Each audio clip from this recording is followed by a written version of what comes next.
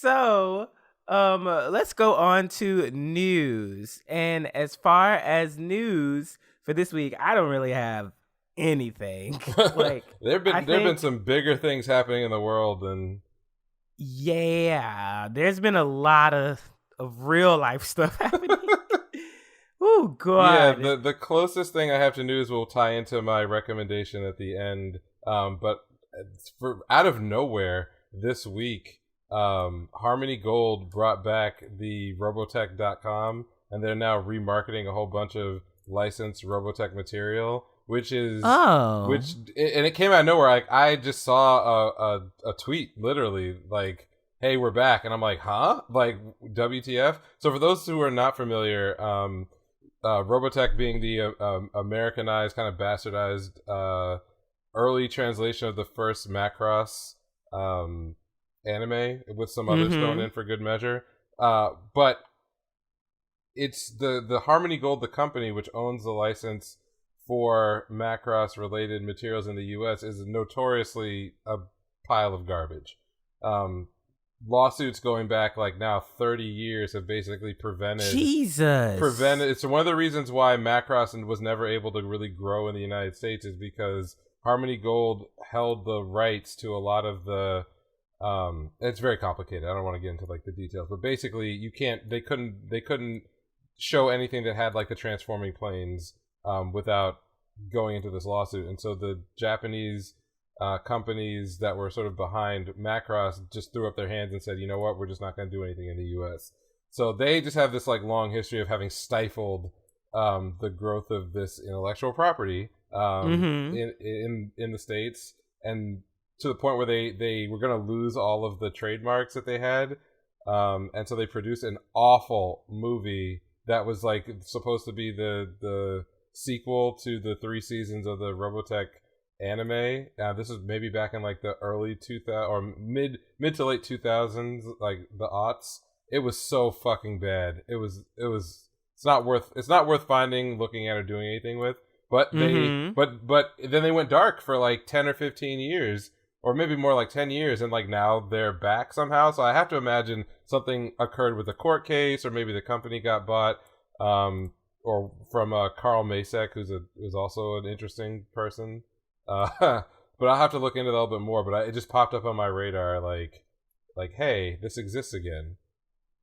So they sell things like the Robotech board game and some of the DVDs, models, and other things. But since it's one of my favorite franchises, yeah, it's good to have that franchise back.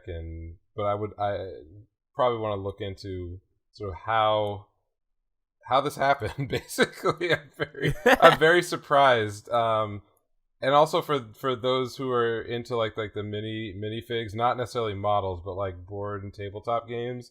Harmony Gold is a reviled name because due to some weird trademark stuff, the company that had the whatever you call it, the molds for making little miniature models for some of these designs, also sold some of those rights to another American company, and some of the designs from Macross got folded into BattleTech, which was a big tabletop and PC game franchise from the early 90s. I've never heard of that one. Yeah, and it's popular among PC gamers. It's less well known now, and one of the reasons is that they also have been in like legal fights over a lot of these designs, and it's stifled a lot of stuff. So basically, it's a complicated ass situation. I don't know whether to be very happy about this news or to be upset, because part of me was kind of hoping that like they would fail as a company eventually and then be forced to sell it off.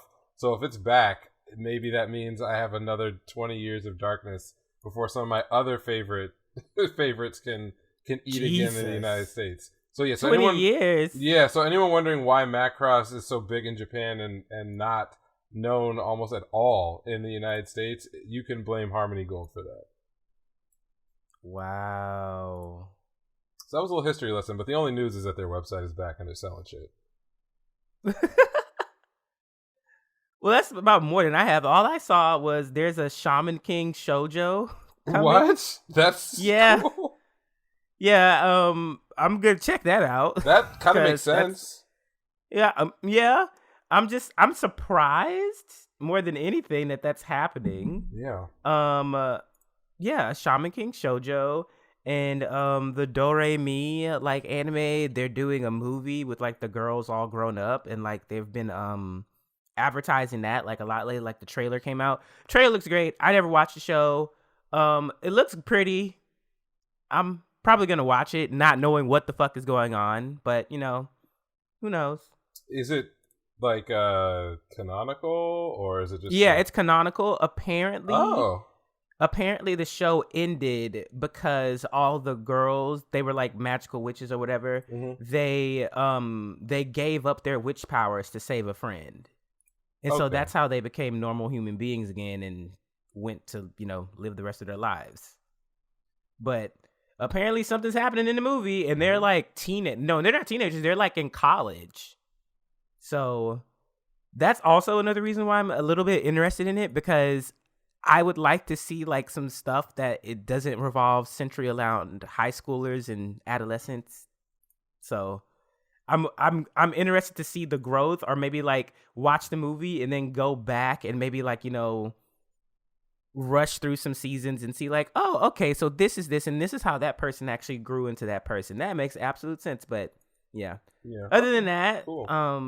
That is all I have. Like I haven't really seen anything that's like jarring, except for like they announced the drop date for Promised Neverland 2. So that's great. Yeah, not much else.